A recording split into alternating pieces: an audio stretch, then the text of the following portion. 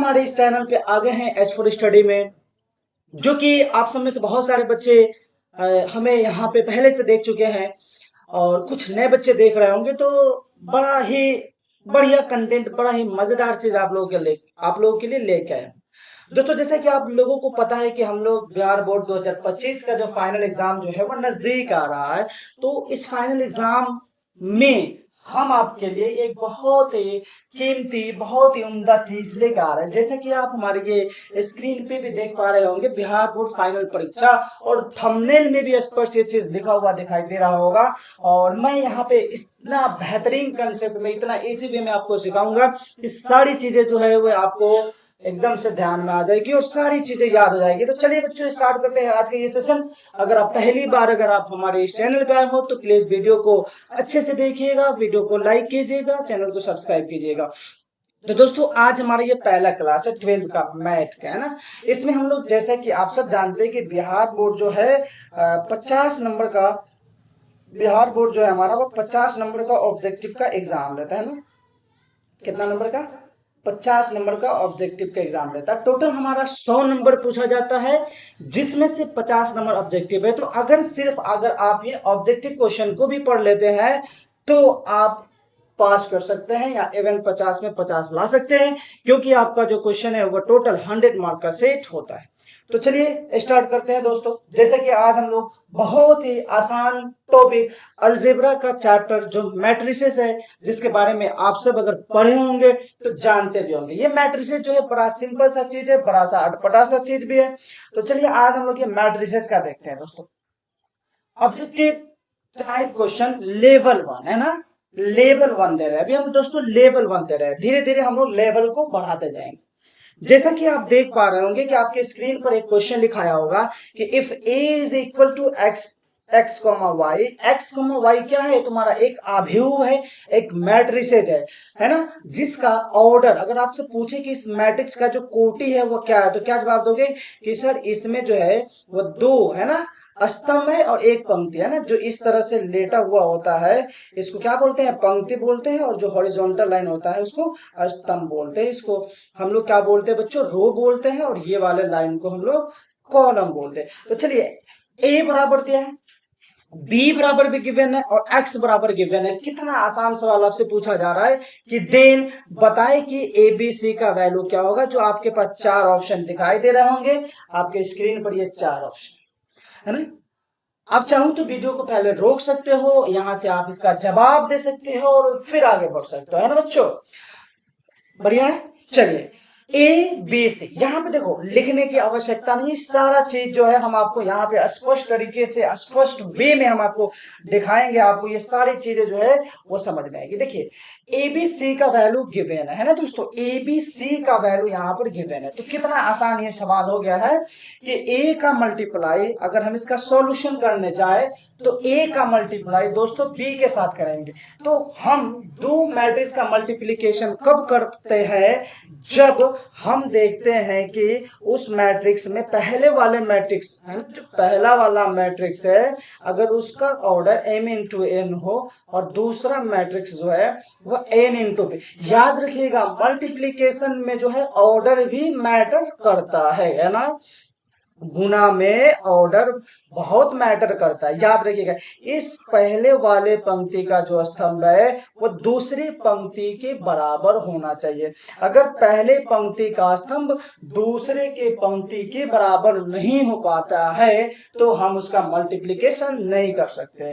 तो इस क्वेश्चन में आप देख पा रहिएगा कि पहले में दो स्तंभ है और दूसरे में दो पंक्ति है, तो दोनों आपस में क्या है बच्चों? इक्वल है। इसलिए हम इसका मल्टीप्लिकेशन कर सकते हैं। और मल्टीप्लिकेशन करने के बाद एक और चीज याद रखना है कि जब इसका मल्टीप्लाई कीजिएगा आप, तो ये m इंटू पी दिखाई देगा, है ना बच्चों। क्या दिखाई देगा? m इंटू पी दिखाई देगा। यानी कि अगर इस मैट्रिक्स का अगर मैं बात करूं तो इस मैट्रिक्स से, अगर इस मैट्रिक्स का बात करो तो आपको क्या दिखाई दे रहा है? पहला में आप देखो दो पंक्ति एक स्तंभ और दूसरा में दो पंक्ति दो स्तंभ है। तो इस तरह से क्या है, सॉरी, एक पंक्ति दो स्तंभ है, तो ये दोनों आपस में क्या है, बराबर है। और जो नया मैट्रिक्स का फॉर्मेशन होगा वो 1:2 मीन्स एक पंक्ति और दो स्तंभ होगा। तो चलिए उम्मीद करते हैं कि आप ये समझ गए होंगे। तो फटाफट से आप एबीसी का मल्टीप्लीकेशन अब देख लीजिए, है ना। एबीसी का मल्टीप्लीकेशन जब आप कीजिएगा तो क्या होगा, हमारे साथ एक ही लाइन में वो सारा चीज दिखाई दे देगा। ax² plus xy plus hxy। देखिए ये पंक्ति है, ये पंक्ति है और ये स्तंभ है। अगर पंक्ति का स्तंभ में क्या हो जाएगा, मल्टीप्लीकेशन होगा। सेम वही कहानी जो हम लोग एबी का किए। तो देखिए हमारे पास एक मैट्रिसेस आ गया और ये की जो है आंसर जो है आपका दूसरा वाला करेक्ट। चलिए दूसरे क्वेश्चन की ओर आइए। इफ ए बराबर गिवन है a² ab ac ab b² bc ac bc c² और b का भी वैल्यू गिवन है, देन पूछ रहा है आपसे दोस्तों कि ab का वैल्यू क्या होगा। फिर से हम क्या करेंगे बच्चों, a का b के साथ मल्टीप्लाई करेंगे, जैसा कि हमें दिखाई दे रहा है। a में भी 3 पंक्ति और 3 स्तंभ है, सिमिलरली b में भी 3 पंक्ति 3 स्तंभ है। तो अगर हम इस मैट्रिसेस का मल्टीप्लाई करेंगे, गुणा करेंगे, तो एक नया मैट्रिसेस मिलेगा और 4 ऑप्शन सबसे पहले आपके पास गिवन है। आप चाहो तो वीडियो को रोकिए, पहले बनाइए, फिर कमेंट सेक्शन में आंसर डालिए। बाकी लोग यहाँ देख सकते हैं, ए है और बी है, दोनों का हमने कहा क्या, मल्टीप्लाई किया। मल्टीप्लाई हमेशा पंक्ति टू स्तंभ, मल्टीप्लाई कैसे, पंक्ति का मल्टीप्लीकेशन स्तंभ में, है ना, पंक्ति स्तंभ पंक्ति स्तंभ। और तब तक पंक्ति से स्तंभ में गुणा करेंगे जब तक कि वह स्तंभ तुम्हारा समाप्त नहीं हो जाए। और फाइनली आंसर दोस्तों हमारा यहाँ पर 0 आ गया, यानी कि आंसर जो है पहला वाला करेक्ट है।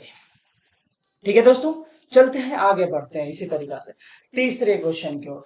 कह रहा है कि यदि a² बराबर 2a माइनस आई हो तो a पावर n का वैल्यू क्या होगा। a पावर n का मतलब क्या हुआ, a² का मतलब हुआ कि 2 बार मल्टीप्लाई हुआ। तो अगर हम इसको n बार मल्टीप्लाई करते हैं तो क्या होगा। तो देखिए अगर आप इसको 3 बार मल्टीप्लाई करोगे, किसको, a³ को अगर आप 3 बार मल्टीप्लीकेशन करते हो तो तुम्हारे पास ये कुछ रिजल्ट दिखाई दे रहा होगा, 3a माइनस 2i।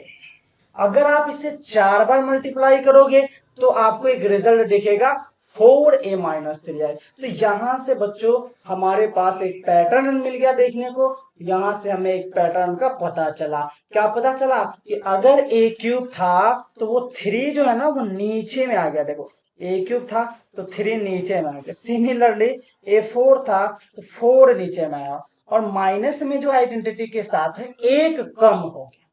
बस यही स्टोरी, हम n में जाएंगे तो n को नीचे उतारेंगे और n माइनस 1 हो जाएगा। तो आपका करेक्ट आंसर जो है वो फर्स्ट वाला है ना दोस्तों। चलिए आगे बढ़िए।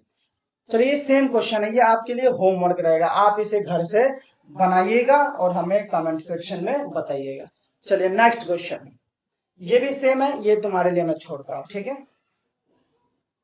ये सबका सब सेम क्वेश्चन, सेम क्वेश्चन जो है वो आप करिएगा खुद से।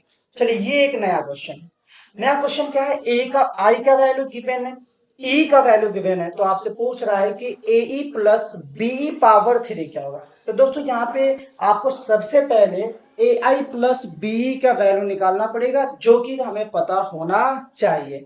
क्या पता होना चाहिए, आई मीन्स आइडेंटिटी होता है, तत्समक अवयव हो जाता है, आइडेंटिटी मैट्रिक्स होता है। और आइडेंटिटी मैट्रिक्स जो है हमें पता है कि आइडेंटिटी मैट्रिक्स क्या होता है, ठीक है। तो 1001 होता है और ई का वैल्यू गिवन है। तो यहां से हम दोनों को मल्टीप्लाई करके अगर बच्चों जोड़ दिए तो हमारे पास एक नया मैट्रिक्स मिला जो कि EB0A कहलाएगा। अगर इस बेसिस पर हम इसका अगर स्क्वायर करते हैं यानी इसको 2 बार मल्टीप्लाई, अगर इसका हम लोग क्यूब करते हैं तो 3 बार मल्टीप्लाई, क्यूब करने के बाद जो रिजल्ट है आपके सामने है ना, ऑप्शन 4, ठीक है, ऑप्शन 4 इज करेक्ट। चलिए आगे चलते हैं।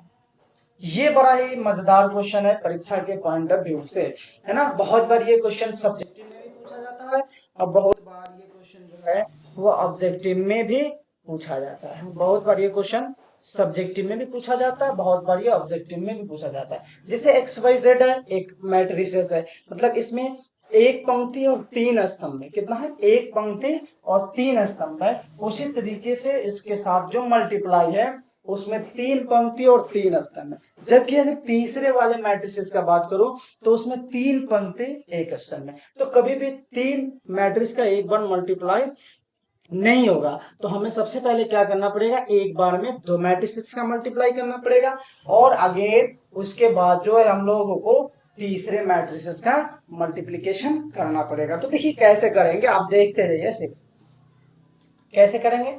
तो पहले देखिए, पहले दोनों वाला किया, पहले वाले में एक पंक्ति तीन स्तंभ, फिर दूसरे में तीन पंक्ति तीन स्तंभ में। तो इस दोनों का मल्टीप्लाई किया तो एक रिजल्ट आप देख रहे हो यहां से यहां तक लंबा चौड़ा दिख रहा होगा, है ना। फिर एक्स वाई जेड से हम इसको मल्टीप्लाई किया क्योंकि इसका मल्टीप्लिकेशन पॉसिबल है, और एक लंबा सा तुम्हारे पास क्या आ गया दोस्तों, आंसर आ गया, है ना। समझ रहे हो ना। अगर किसी को भी नहीं समझ में आए तो हमें कमेंट सेक्शन में बताएंगे।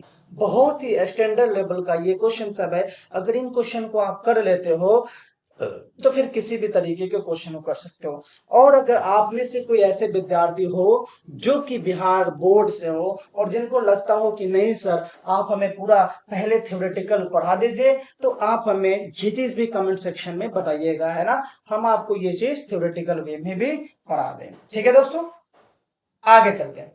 If A and B are two and matrices then A plus B का whole square. A plus B का होल स्क्वायर क्या होगा, हम सबको पता है A square plus two B plus B square होता है। लेकिन यहाँ पे आपको मैट्रिक्स का मेथड यूज करना पड़ेगा।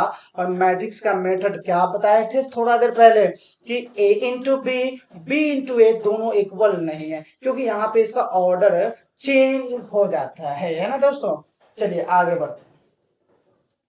ये तो डायरेक्ट इसका आंसर याद रखिएगा। If and B two idempotent matrices and A B is equal to B is equal to Y, then A plus B जो है वो क्या होता है, स्केलर होता है, ठीक है, डायगोनल होता है, आइडेम्पोटेंट होता है, नीलपोटेंट होता है। तो हालांकि ये तुम्हारे सिलेबस का चीज नहीं है ना, इसको आप छोड़ सकते हो, ये बिहार बोर्ड का चीज नहीं है। चलिए ये चीज जो है आपके लिए काम का चीज है कि if A is equal to something given, एक अभियोग दिया 1 2 3 2 4 5 x 5 6। अब आपको कहता है, एक कंडीशन देता है कि इसका जो ए ट्रांसपोज है वो किसके बराबर है दोस्तों, ए ट्रांसपोज जो है तुम्हारा ए के बराबर है। तो बोलता है एक्स का वैल्यू ज्ञात करो। तो ट्रांसपोज निकालना शायद आप जानते ही होंगे, क्योंकि जब यहां तक आप पहुंचे हो तो ट्रांसपोज निकालना आपको आता ही होगा। ट्रांसपोज क्या होता है, तो किसी भी पंक्ति को स्तंभ में, किसी भी पंक्ति को स्तंभ में बदल देना, कि किसी भी रो को कॉलम में चेंज कर देना है, बेसिकली क्या कहलाता है, उसका ट्रांसपोज कहलाता है। तो अगर हम यहाँ पे ट्रांसपोज निकालते हैं इस मैट्रिसेस का, तो देखो 1 2 x 2 4 5, अभी 1 2 x जो कि कॉलम दिख रहा था, अब समटाइम्स बाद क्या हो गया, ये पंक्ति हो गया। दोनों को इक्वल करोगे और इस तरह से क्या करोगे, कंपेयरिंग करोगे, तो x का वैल्यू यहाँ से 3 निकल गया, है ना। तो चलिए तुम्हारा आंसर जो है वो सेकंड वाला, ठीक है। 13 नंबर क्वेश्चन देखो, यदि A transpose into B transpose, ठीक है, is equal to C transpose, तो then C is equal to what, ठीक है। चार ऑप्शन आपके पास गिवन, आंसर दे। हमने पढ़ा है कि ए बी का जो ट्रांसपोज होता है, ए बी का ट्रांसपोज वो B transpose into A transpose होता है। अब अगर दोस्तों हम इसका अपोजिट कर दे, है ना, अपोजिट क्या कर दे कि B transpose into A transpose, sorry A transpose into B transpose लेते हैं, तो ये बी ए का ट्रांसपोज हो जाएगा, है ना। अब बी ए का ट्रांसपोज हो जाएगा तो यहां से हमें एक चीज दिखाई दे दिया कि जो सी का वैल्यू है वो बी ए के बराबर है, और यही तो आंसर हो जाएगा तुम्हारा, है ना। चलिए अगला क्वेश्चन, 3 + 4b ट्रांसपोज का वैल्यू गिवन है ना, और एक और गिवन है। ये दो इक्वेशन टाइप का क्वेश्चन हो गया, है ना। तो इस क्वेश्चन को बनाने के लिए हमें सबसे पहले दोस्तों करना पड़ेगा इक्वेशन को सॉल्व, और फिर जब उस इक्वेशन को हम सॉल्व करेंगे तो जाके हमारा आंसर आएगा। जैसे कि आपने क्लास 10 में भी पढ़ा होगा कि दो इक्वेशन जब गिवन होता है एक्स एंड वाई के फॉर्म में, तो एक बार कोई भी मेथड लगा के एक्स का वैल्यू फाइंड करते हैं, फिर वाई का वैल्यू फाइंड करते हैं। तो यहां भी आपको कुछ वैसा ही करना पड़ेगा। देखिए पहले हम क्या किए, इसका ट्रांसपोज निकाल दिए और दोनों को ऐड कर दिए, यहां से बी ट्रांसपोज का वैल्यू निकल गया। जैसे ही बी ट्रांसपोज का वैल्यू निकला हम लोग बी का वैल्यू निकाल सकते हैं। दैट इज वेरी इजी और बहुत इंपॉर्टेंट क्वेश्चन। देखो दोस्तों, ये ऐसा नहीं कि ये सारे के सारे क्वेश्चन सिर्फ ऑब्जेक्टिव में पूछा जाएगा, हो सकता है ये सारे के सारे क्वेश्चन जो है आपका सब्जेक्टिव में ही पूछा जा सकता है। ये देखो एक बड़ा मजेदार सवाल, if A is a square matrix then A plus A transpose will be dash this matrix C matrix SQ C matrix scalar and identity. अगर कोई मैट्रिक्स स्क्वायर हो तो ए प्लस ए ट्रांसपोज जो है वो सिमेट्रिक्स मैट्रिक्स होता है, ये डेफिनेशन याद रखिएगा, है ना। और कोई भी स्क्वायर मैट्रिसेस ए अगर माइनस में ए प्लस ए ट्रांसपोज हो, या हम इसको ऐसे बोल दे ए माइनस ए ट्रांसपोज, तो वो एसक्यू सिमेट्रिक्स होता है ना। चलिए, तो दोस्तों आज हम लोग टोटल 15-16 क्वेश्चन किए हैं, तो और भी इसमें बहुत सारे क्वेश्चन है, तो बाकी के क्वेश्चन के लिए फिर से हम लोग नेक्स्ट वीडियो में बात करेंगे। तब तक के लिए, है ना, आज यहीं पे अपना सेशन को क्या करते हैं, समाप्त करते हैं। फिर जो है दोस्तों आगे फिर से और भी क्वेश्चन है, इससे बहुत सारे क्वेश्चन है, और भी पार्ट इसके आएंगे। फिर मैट्रिसेस खत्म होता है, फिर डिटर्मिनेंट, फिर और भी कैलकुलस के पार्ट वगैरह वगैरह बहुत सारे क्वेश्चन जो कि हमने आपके लिए बना के यहाँ पे रखा है, वो सारी चीजें हम आपको यहाँ पे प्रोवाइड कराने वाले हैं। सो अगर बच्चों अगर चैनल पे पहली बार आए हो तो प्लीज चैनल को सब्सक्राइब कीजिए, वीडियो को लाइक कीजिए, और अच्छा लगे तो वीडियो को वॉच भी कर सकते हैं। और किसी तरह का अगर वीडियो में आपको लगता हो कि कमी हो, किसी भी तरह का बीच में त्रुटि हो, तो प्लीज कमेंट सेक्शन में आप जरूर बताएं, इसके लिए ही कमेंट सेक्शन खुला होता है। तो दोस्तों चलिए आज के लिए इतना ही काफी है, फिर मिलते हैं नेक्स्ट वीडियो में, तब तक के लिए जय हिंद जय भारत।